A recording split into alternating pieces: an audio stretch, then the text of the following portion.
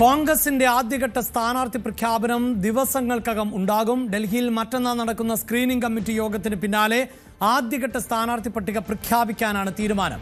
20 sitting MLA-മാർക്ക് പുറമെ സംവരണ മണ്ഡലങ്ങളിലെയും തർക്കങ്ങൾ ഇല്ലാതെ സ്ഥാനാർത്ഥി നിർണയം പൂർത്തിയായ മണ്ഡലങ്ങളിലെയും സ്ഥാനാർത്ഥികളെ പ്രഖ്യാപിക്കും എന്നതാണ് വിവരം.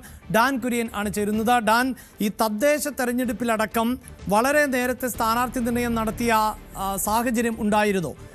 ഒരു മുഴം മുന്നേ അറിയുക, ഒരുപക്ഷെ BJP-യുടെ ആദ്യത്തെ സ്ഥാനാർത്ഥി പട്ടികയും ഏതാണ്ട് തയ്യാറായിരിക്കുന്നു എന്നാണ് നമുക്ക് മനസ്സിലാക്കാൻ സാധിക്കുന്നത്. അങ്ങനെയെങ്കിൽ എത്രയും പെട്ടെന്ന് സ്ഥാനാർത്ഥികളെ ആദ്യഘട്ടം പ്രഖ്യാപിക്കുക എന്നതിലേക്ക് കോൺഗ്രസ് എത്തുമോ?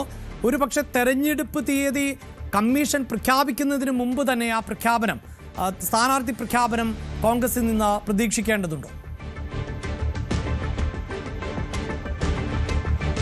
തദ്ദേശ തെരഞ്ഞെടുപ്പിൽ ആദ്യഘട്ടത്തിൽ തന്നെ തർക്കങ്ങളില്ലാതെ സ്ഥാനാർത്ഥികളെ ഒരു പട്ടിക പ്രഖ്യാപിക്കാൻ കഴിഞ്ഞതാണ് തെരഞ്ഞെടുപ്പിൽ ഒരു മുഴം മുമ്പേ യാത്ര ചെയ്യാൻ കോൺഗ്രസിന് കഴിഞ്ഞത്. അതാണ് UDF-ന് വലിയ നേട്ടത്തിന് വഴിവെച്ചതെന്ന ഒരു വിലയിരുത്തൽ കോൺഗ്രസ് ക്യാമ്പിലുണ്ടായിരുന്നു. അങ്ങനെയാണ് സമാനമായ ശൈലി നിയമസഭാ തെരഞ്ഞെടുപ്പിലും സ്വീകരിക്കാനുള്ള ഒരു തീരുമാനത്തിലേക്ക് എത്തിയത്. അതിന്റെ ഭാഗമായാണ് 22-ന് നിർണായകമായ ഒരു സ്ക്രീനിംഗ് കമ്മിറ്റി യോഗം ഡൽഹിയിൽ വെച്ച് മധുസൂദൻ മിശ്രയുടെ നേതൃത്വത്തിൽ ചേരുന്നത്. അതിനുശേഷം ആദ്യഘട്ട സ്ഥാനാർത്ഥി പട്ടിക പ്രഖ്യാപിക്കാനുള്ള തയ്യാറെടുപ്പുകളാണ് പുരോഗമിക്കുന്നത്.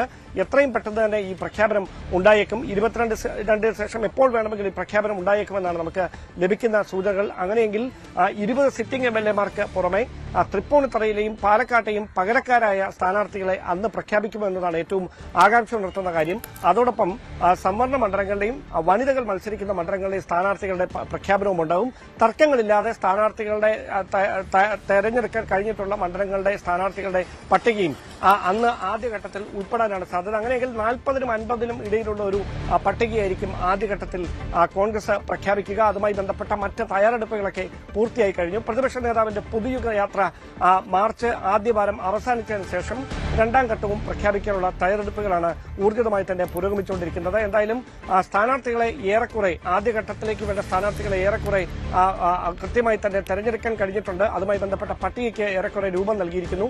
തർക്കങ്ങൾ ഒഴിവാക്കിക്കൊണ്ട് ആണ് ഈ സ്ഥാനാർത്ഥികളെ തെരഞ്ഞെടുക്കാൻ കഴിഞ്ഞതെന്ന വലിയ ആത്മവിശ്വാസത്തിലാണ് കോൺഗ്രസ് ക്യാമ്പ്. അതായത് തെരഞ്ഞെടുപ്പിന്റെ പ്രഖ്യാപനം എപ്പോഴുണ്ടാകുമെന്ന കാര്യത്തിൽ ഒരു കൃത്യമായ ഒരു തീയതി മുമ്പോട്ട് വന്നിട്ടില്ല. പക്ഷേ 2-3 ആഴ്ചക്കകത്ത് എപ്പോൾ വേണമെങ്കിലും അത് ഉണ്ടാകാമെന്ന വിലയിരുത്തലാണ്. സ്ഥാനാർത്ഥി പട്ടികയും എത്രയും പെട്ടെന്ന് തന്നെ പ്രഖ്യാപിക്കാനുള്ള ഒരു തീരുമാനത്തിലേക്ക് കോൺഗ്രസ് എത്തുകയും 22-ന് ഇതുമായി ബന്ധപ്പെട്ട നിർണായകമായ സ്ക്രീനിംഗ് കമ്മിറ്റി യോഗം ഡൽഹിയിൽ വെച്ച് ചേരാൻ തീരുമാനിക്കുകയും ചെയ്തിരിക്കുന്നു.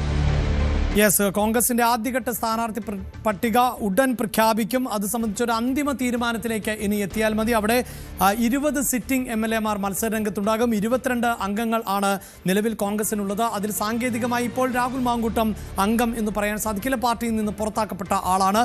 പിന്നീടുള്ളത് തൃപ്പൂണിത്തുറ MLA ആയിട്ടുള്ള K. ബാബു ആണ്. ബാബു മത്സരത്തിനില്ല എന്ന് വ്യക്തമാകുന്ന സാഹചര്യത്തിൽ അവിടെ 2 പേർ പുതുതായി മത്സരരംഗത്തേക്ക് എത്തുന്നുണ്ട്. അതോടൊപ്പം തന്നെ സൂചിപ്പിക്കുന്ന പോലെ സംവരണ മണ്ഡലങ്ങൾ, തർക്കങ്ങൾ ഇല്ലാതെ സ്ഥാനാർത്ഥികളെ നിശ്ചയിച്ചിട്ടുള്ള മണ്ഡലങ്ങൾ, ഇവിടെയായിരിക്കും സ്ഥാനാർത്ഥി പ്രഖ്യാപനം നടത്താൻ പോകുന്നത്. ഒരു പക്ഷേ തെരഞ്ഞെടുപ്പ് പ്രഖ്യാപനത്തിന് മുമ്പ് തന്നെ അതുണ്ടാകുമോ എന്നതാണ് എല്ലാവരും ഉറ്റുനോക്കുന്നത്. കൂടുതൽ വാർത്തകൾക്ക് News 18 Keralam YouTube channel subscribe ചെയ്യുക.